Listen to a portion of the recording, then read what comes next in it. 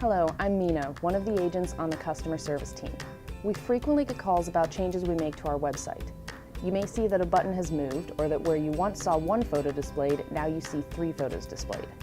Just like all online marketplaces, we are constantly testing to see what works best for our customers. Today, I'm going to give you a glimpse as to why we do testing and how you can make sense of it all. To start off, let's define what A/B testing is. It is testing a hypothesis that changing a specific feature or functionality will cause a specific behavior change. Let's look at an example of what an A/B test looks like. You may have seen our site when we displayed one thumbnail photo. One of our product teams hypothesized that travelers would like to see multiple photos when searching for properties, so they came up with the 3-pack idea. So to determine whether or not that idea would be successful, we ran an A/B test on our site. The test displayed one thumbnail to a number of travelers and then a 3-pack of photos to others.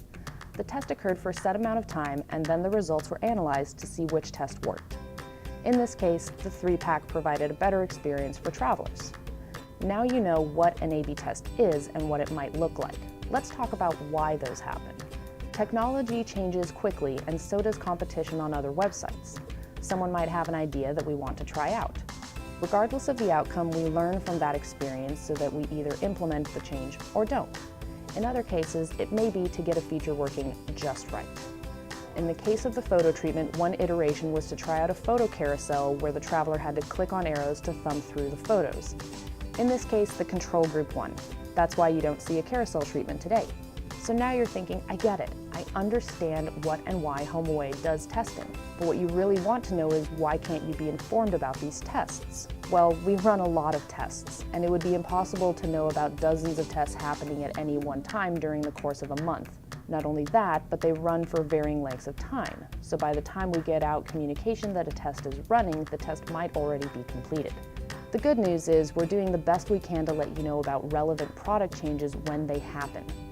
So now you know a bit more about our A/B testing. But we want you to know that the changes we make are rooted in the scientific method with hypotheses and data behind them. If you have questions about this process, we have additional resources like a blog post and a video interview with a product manager in the Discovery Hub. And if you have an idea for a future topic in our Ask an Agent video series, please email the address listed on your screen. Thanks for watching.